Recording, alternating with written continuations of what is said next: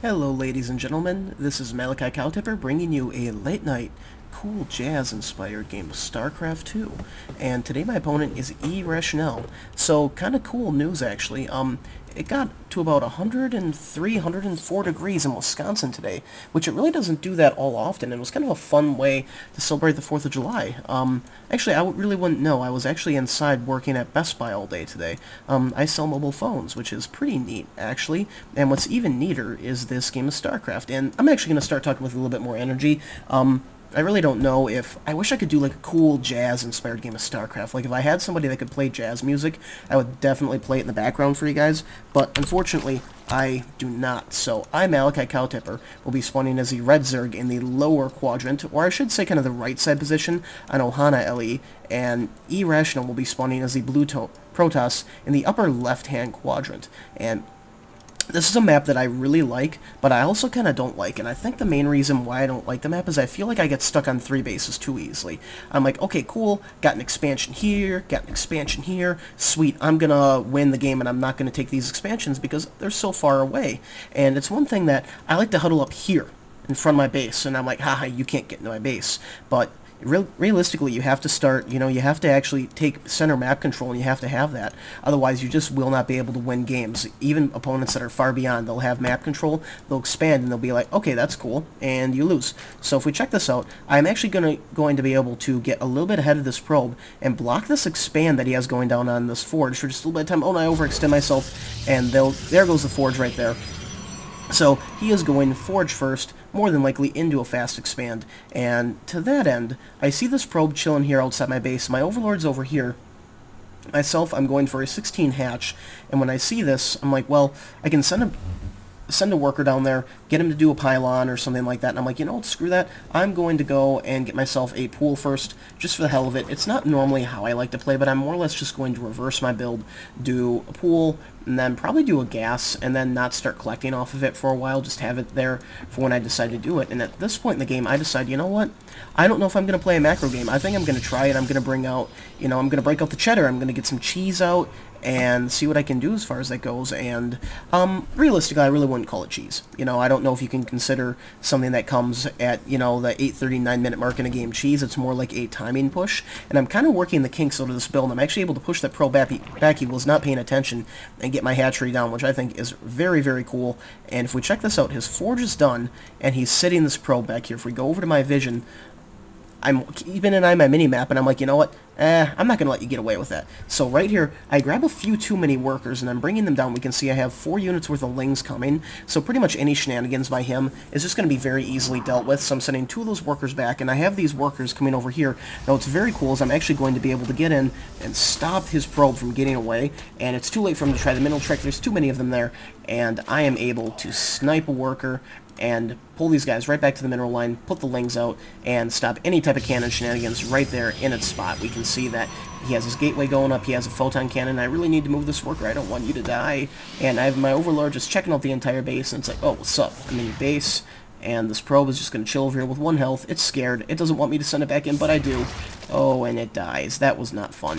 The Zerglings having their nice little way with the pylon. Very nice, easy kill, and at going into 5 minutes in the game, I have my second base out. So the plan for this, you can see here, is with the first 100 gas, and I'm going to wait a little bit longer because I was a little off on my timing, is to get this to go straight to lair. When you start morphing lair is when you want to drop your second gas, and then probably get ling speed at that point, just for a little bit of map control, just for some scouting, and it kind of helps in case there's like any type of early aggression. Zerglings with ling speed is just considerably more effective. So there goes my lair tech.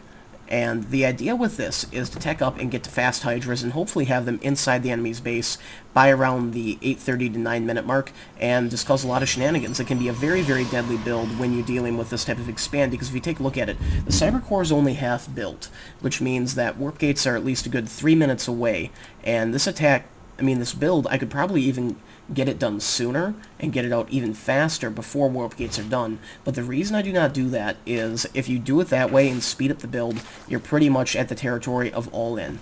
What the idea with this is you fully econ up, so you have 2 bases running at their 100% maximum efficiency. That means full drones on all the gases and everything else, so you can lay down your infestation pit, your spire, get whatever other tech you need while you're doing this attack, and if it happens to not fail, I mean, if it does happen to fail and doesn't end the game outright, you're like, oh, whatever, I'm ready to go. And that's why I really wouldn't consider it cheese. I would say it's more of a timing push, and it's one that I'm working the kinks out. I do think that if I could get this out and get enough Hydras, like maybe 5 or 6 of them, and a few Lings in force before warp gates are done, I could very easily end a lot more games that way. And if we check this out, even if he continues to jump Chrono Boost onto this, which he more than likely will, he's got at least about 1 more minute before his warp gates up, and we can actually see that he's going for a lot of gateways. This might be 1, 2, 3, 4, 5 plus Twilight Council. What are you going to be doing? It's probably going for ground armor. I mean, ground attack level 1. I would say at this point, because the Templar Archives is up, yep, Blink he's going. So he's going for an early play with Blink Stalkers, and kind of a cool thing about that is Hydra Ling does really, really well against Blink Stalkers, and you want to make sure that you get these group spines, otherwise your Hydralisks just don't quite have enough attack range. So the thing is, your metabolic boost and your group spines, if you time it right, will finish at about the same time, and then right about when you start getting group spines is when you want to lay down your Nidus Worm. And you can see I'm actually waiting a little bit on that. I've got plenty of gas, I'm just waiting on the minerals for it. And the reason for that is Nidus Worm has a fairly long build time. And if you time it, kind of like right here, you'll see that I'm at about 40 more seconds here, I'm at about 40 seconds there, meaning that your Hydras that you can start pushing out, because they have fairly long build times as well, can pretty much go straight to the Nidus network, which I think is really, really cool. So this Overlord's going to get over here in the base, and if we check this out, eRational is pretty much going to be able to see anything that I lay down. So the only way that this attack for me is going to work is if he does not have any troops in the base. Now, you can kill a Nidus by pulling probes. All you need to do is pull about 10 probes, and that Nidus is down. So if we check this out, he has a lot of Stalkers coming out, he has a probe moving out, probably going to lay down a proxy, and let's just go back over to the everybody view. If we take a look at the income right now, we'll see that both of us have been just macroing very, very hard. So neither of this, I wouldn't say either of these are all-in attacks, but they're timing pushes, where we get our economy up, we use it just to fuel this push and see what we can do off of it. So we take a look at this right here. He has full map control, and he's going to be getting up proxy pylons. Now he has one there. He's going to leapfrog up and go to this one. We can see that I have not started working on this at all, and I'm rallying my Hydras down here, when I really should be rallying them over here. This Hydra's just kind of chilling. And we can see that I'm actually not building a Nidus network because I've spotted these troops, which is why I have my units move down here. And I think that's because I sent out a few scouting lings, and they got picked off by the Stalkers. And we can see here that this number is growing very, very large. And the thing with Blink Stalkers is the larger that ball grows, the more he can blink back, and the more damage they can take. So it gets exponentially more dangerous. Right here, the lings engaging, getting good surrounds in the front Stalkers, and as he's moving them back, the Hydras is doing so much work, killing everything right there. And guys, I'm almost positive I left my sound. There we go. Just had to go and check that. And if we check this out, able to do a lot of work on those Stalkers, and really the big thing is you need the lings, the shields there, to keep pushing them back. So every time your lings die, you just move back with your Hydras, and you want to keep as many Hydras alive as you possibly can. Those lings just being so annoying, waiting for more reinforcements. If we check out the units lost tab right now, favoring me by a little bit, but it's still very early in the game. That number of Stalkers is being cut down, but we can see that he has a lot more of them here. But again, Hydralisks and the Zerglings being very, very cost-effective, and at this point, he pretty much knows that he can't do much with this attack. My combination that I have is extremely good, and he's probably scratching his head right now thinking, how the hell does this Zerg, have the exact right composition to counter what I have? And realistically, to make this composition a lot better, all he needs to do is incorporate some Zealots in there. And myself, what I'm going to do is I'm going to take these Lings, knowing that I have enough shielding Lings, and I'm going to run them into my Nidus network. And right here, he's going to try to engage, and I just have too many Hydras, and the Zerglings are doing a great job at absorbing the damage. Again, every time your Lings die, pull them back and save your Hydras. These Hydras, they're too expensive to lose to an attack like this. And if we check this out, I have Lings rushing in, they're going to go, and these guys right here are going to deny a lot of mining time, and we can actually say I'm going to snipe a few worker kills, which is always a good thing, and this is all time that he is not mining, and he absolutely has to pull these troops back to the base. And this is just fantastic. His army is not there. He has both of us actually banking a lot of money because we actually cannot fund or spend our money quick enough right now, which is kind of interesting. And this is a massive misclick on my part. You can see right here, I'm filling this Nidus network, trying to reinforce in here, and hopefully stop this attacker, do a little bit more damage with it. But if we check this out, I'm rallying units out here, then I accidentally misclick over here, and I'm going to start rallying units back out in my main base when they should be rallying out over here. You can see these Zealots doing a great job taking up a lot of that Ling damage right there, and now this is actually not going to be cost effective for me to continue this attack, so I need to pull my troops back, and we can see that his army has actually gotten rather large and rather scary, while mine has dwindled down to a much more meager size, but I have a lot of Zerglings, so what I'm doing right now is I'm going to take an expand here, and an expand here, knock down the rocks, and hopefully try to push this a little bit more into a macro game. I really don't think at this point that either of us are looking to, try to end the games with these attacks anymore, just because both of our compositions are good. Blink Stalker, with the upgrades that he has, is excellent, and he's actually winning the upgrade war on me a lot. I have not laid down Evil Chambers, which with all the money I have, I should have. So that's just poor micro on my part, and we can see right here, now I'm scratching my head like, well, I can expand, but I don't know quite what else to do. So at this point, I had to take a second and think, and I'm like, well, I need to get some tech. I absolutely need to get these expansions up, and I also want to continue the pressure on the enemy as well. So all I was able to do with that particular push is delay some mining time. Units lost. It's actually favoring the Protoss by quite a bit right now. That attack was not cost effective for me at all. And right here, he's actually sending out his army again, and I would rather not engage that with the troops that I have, just because his upgrades are getting considerably better than mine, and that's just not the place that you want to be at. We can see that he's getting Colossi out in the field, so he's about to make my army composition in about 2 or 3 Colossuses completely obsolete. And we can see here that he's actually going to be able to snipe this hatchery, but I am bringing up a Nidus over here, and I'm going to deny his 3rd expansion with these Lings. And even if it just forces a cancel, that's all extra time that he won't have this up. And after he takes us down, he has to pull his army back. And myself, I'm like, you know what? Cool. I'm getting out of there. He's warping in troops. And that's pretty much all I wanted to do with that. I'm just delaying him, forcing him to pull back his army, and by using these Niduses, I'm hoping that, I can keep him on his toes and make him afraid to move out of the base. And that's one thing that I feel a lot of Zerg do not do, is these Nidus Swarms are heavily, heavily underused. The only problem is, every time you use one, you're committing a lot of troops to them. And we can see here that I do actually have a decent-sized army. I'm getting melee attack level 1 and ground armor level 1. So my plan is to transition out of this build, basically transition out of Hydras completely. I'm not going to build another single one of them, and go into a Ling Infestor, and then hopefully into Hive Tech and get Broodlords out in the field and win the game, because Zerg are so OP like that. And if we check out this comp right here, he has a lot of troops. The Zealots mixed in do a great job at screening from the Lings, but I do feel that if I needed to, I could spam these particular units and still manage to win the game. If we check this out, my production tab is just going absolutely crazy, because I have so much money banked from that attack. Getting that economy up and rolling has been very beneficial. Right here we see there's a lot of Zealots coming in. These guys just going to get so many worker kills. That's not cool. And I'm just going to pull a group of Lings and a group of Hydras over here. And even though these Zealots have managed to kill just about everything, I can't let them get that Infestor. The Hydra is just going to do a lot of work against these Zealots, and the one benefit that I have is he's pretty much focusing directly on on attack upgrades, which means that his units still die at the same pace that they would normally. They just happen to kill things a lot quicker. And right now, he has center map control. This army composition would not be fun to fight against, but I think he's a little afraid to move out. He's just getting this base established. He's using a lot of money to get photon cannons up and running. And I just think that he's, I won't say scared, scared's not the right word, but playing cautious. So I have a lot of Infestors out in the field, and Infestors can be an absolutely great unit against Protoss. They can eliminate Blink Stalkers, they deal extra DPS to these units, and it's all energy, it's all free units. And we see here that he actually went DTs. So right here, this is a mistake that he made by getting these units caught up in my wall right here. And I think eventually he just decides, you know what, fuck it, I'm going to start killing these things. And right there, once I see these units attacking, I'm like, oh shit, Dark Templars, Fungal Growth, and they all die, and he is actually going to be able to snipe one of my Infestors, which is very, very upsetting. And over here, this DT going to slice my Queen in half. Oh, gross, but this Infestor just chilling from when those Zealots were over here earlier, getting a few kills. God, that's so gross. Gotta love Dark Templars. Fungal Growth coming down, and then here come the Lings. Oh, and he's out. He's sniping Lings. Oh, and dead. Ha.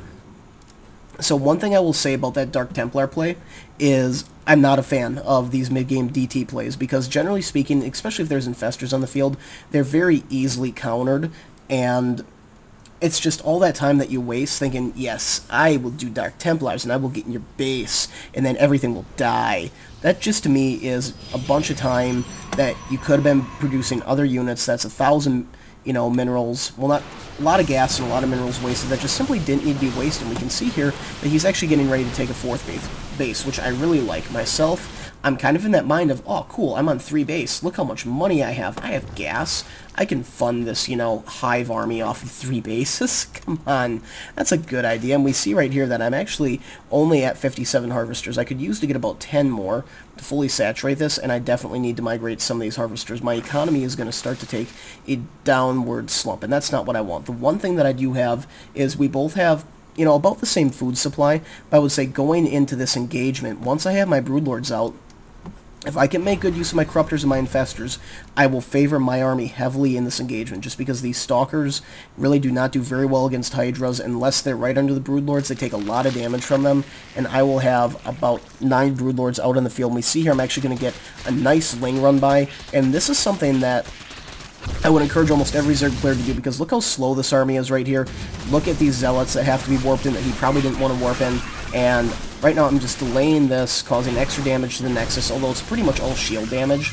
But I force him to move his army, and every time you do that, you basically make the Protoss feel uneasy, because he's like, oh god, I don't want to move out. Look how many zealots he has. These zealots, you know, they're going to do very good against this ground composition that I have, against the hydras and the lings, if I let it, but they're completely worthless against the air that I'm about to bring to them. They're basically just broodlord food, and I just need to protect my broodlords. If I can keep my broodlords alive, I can easily win this match. And right here we can see we're kind of doing the army dance. He has a massive Protoss death ball moving in. He actually has about a 10 food supply lead, and actually it might not be a bad idea to mix in 1 or 2 of those DTs now that you've built them. And he's actually going to start killing my creep, which is just massive sad face. And right here I'm trying to engage with my broodlords over the tall grass and on the terrain to prevent stalkers from getting that vision. And right up here he probably comes up here and he's probably like, well, crap, I would have liked to have killed a base. And right here, decent positioning, and a lot of these units, a lot of the stalkers out of place, moving in, and right here's, oh, massive misclick. I'm not doing anything with these infestors. There are no fungals going down. There are no infested Terran. The zealots just cleaning up and killing everything.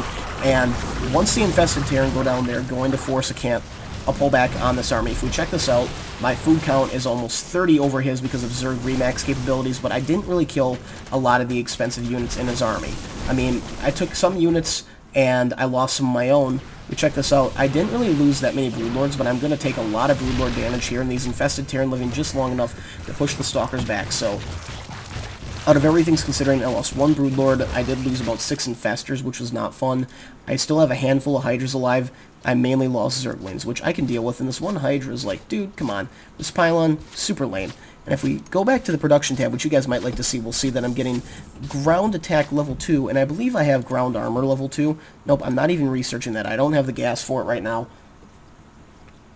Nope, I do. I'm just lazy. Yep, lazy Malikicowtipper. And taking a look at this right here, we're both at about the same food supply. I've got a little bit of a lead. And if we go back to the army tab right here, there's a lot of stalkers, but realistically, that's maybe not the right composition. Now, the one thing that, to my dismay, excuse me, that was a Taco Bell burp. I have too many corruptors in the sky, you know, I have almost 12 of them. There's no mothership that needs to be shot down. I mean, they're going to make quick work of all of these colossi, which is a very good thing, but if maybe 5 more of those were broodlords, that would be awesome. So right here, I am actually going to be able to take a hit on this base, and these lings more or less just being fodder. Hydralisks coming in, forming a defensive line, and they're actually going to do a decent job at helping pick off a lot of these stalkers. Right here we can see that the colossi are out of position, but there's just so many corruptors that the colossi can't really do much to move in, and a lot of the hydras going down, but again, they're just more or less there to deal the extra DPS and absorb the ground damage, but he's going to snipe so many of my broodlords. That's not good. I need to pull these corruptors back, and everything I can do with these infestors at this point, I need to do. Just drain their energy and make them worth something. The infested Terran popping out, but their upgrades just aren't very good. They die quickly, and I was not able to deal a lot of damage on that particular attack. But if we take a look at it, I killed a lot of expensive units, but he also killed a lot of expensive units of mine. Both of our food counts are equally low. Mine's favoring me a little bit just because of Zerg Remax capability. We check out units lost. As a Zerg, you're probably going to be ahead of the Protoss in units lost. Neither of us have a good supply of money banked, so the only thing I have going for me is my food supply. I have a lot of lings on the ground, 2-1, for upgrades, we can see that I'm really not getting any more upgrades. The Protoss is getting ground armor level 2, so right now his upgrades are significantly better than mine. And I'm going to send out this little pack of scouting lings just to check this base. And at that point, when I know that he doesn't have that base, it makes me feel pretty awesome, actually, because I know that I've pretty much got him contained. I feel like I have center map control, and I'm the one that's pushing out. You know, when you're attacking the Protoss in their base, and you know that you're going to collide with the 200 out of 200 army, it's generally... it's one of two things. It's a bad feeling because you're like, well, this sucks, or it's a good feeling because the game's starting to swing in my direction. And if we take a look at this, myself, I know that I'm completely mined out my main. I'm almost completely mined out at my second. I have my third going like crazy, and that's about 1/3 mined out, and I'm operating off of these expansions. What that means to me is that my Protoss is probably at about the same place that I am. So, knowing that, I know that I'm operating off of one more base than he is for mining, and as long as I can keep him off these bases, these lings are going to stay here the rest of the game. I should not have a problem dealing with this. Now, I could use a few more of those corruptors now because there's a mothership in play, and that mothership, especially if it drops one of these toilet bowls on me, can just suck. So what I'm doing here is I'm holding all these units back, and I'm going to move in with these broodlords, start killing everything, and then what I'm going to do here is I'm going to get my lings up, and I drop a lot of fungal growths coming down, and I'm stopping those stalkers from getting under my units, and right there, he's able to warp in a great big bunch of them. Those fungals coming down a little bit too late, but there just isn't quite enough of them left anymore. The mothership is going to die to all the corruptor fire, and I'm losing a lot of broodlords to all these stalkers, but you know what, that's really okay. At this point, my food lead is starting to go up quite a bit over his. These corruptors just chilling, they're like, yeah, I really don't care. Making use of all the energy, and eRational is like, lag, and there was actually some lag at this part in the game, which really did suck quite a bit. I was not a fan of that. So I'm like, right, and this expansion is going to fall, and at this point, excuse me, forgot his name, eRational just does not really have the food supply to compete anymore. His income, although he has some money banked, it just isn't going to be enough, realistically working off of one base, to be able to stop me. He has a couple Colossi and some Stalkers, and this is really kind of the last stand for the Protoss right here. We can see I'm just rallying Zerglings, and now that I'm able to mine, and I'm not even getting, oh, am I getting gas? I'm attempting to get gas somewhere, somehow, but at this point, realistically, the game is pretty much in my favor. I would have to do something extremely stupid to lose. I will give him a lot of credit, though. His upgrades, he did a good job getting those all off of one forge, actually. So this forge has just been busy forging away, and he actually did a really good job at kind of keeping my army at bay. And I'm going to kind of start recapping the game right now because I think you guys are pretty much going to know what happens when I have a 100, almost when anybody, it's not just because I'm awesome, but when anybody has a 100 food supply lead over the person that they're fighting, the other person tends to die. I think the biggest key to me staying in this game was being aggressive early on in the game. You know, stopping that mining time up here was very, very critical. Could have used to migrate those probes, but I'm sure I have lazy workers sitting around somewhere. Yes, I do. So anyway, aside from that, yep, there's death everywhere. The Nidus Worms as well, kind of keeping him on his toes, and realistically keeping him from kind of using that. I think that Rational was just kind of scared the entire game, because he probably felt like every time he moved away from his base, he was running back to his base because I did some type of shenanigans on him, which is kind of what happens, you know, to a lot of Zerg players. You know, when we're fighting Terran or other people, think about what they do to us. You know, we have our army chilling here, center map control, and then one dropship with 6 measly little Marines comes here, and we're like, holy crap, I need to get back to my base now because it's being killed. It's my base. That's probably what it felt like for him this game, although I don't know if I really did a very good job at harassing. I want to try to do more with that. I didn't really like this Dark Templar play myself. I just never find it to be totally worth it. These Zerglings stopping that expansion, even though it was already coming pretty much at the twilight of this game. I hope you guys enjoyed. This is Malikicowtipper signing out.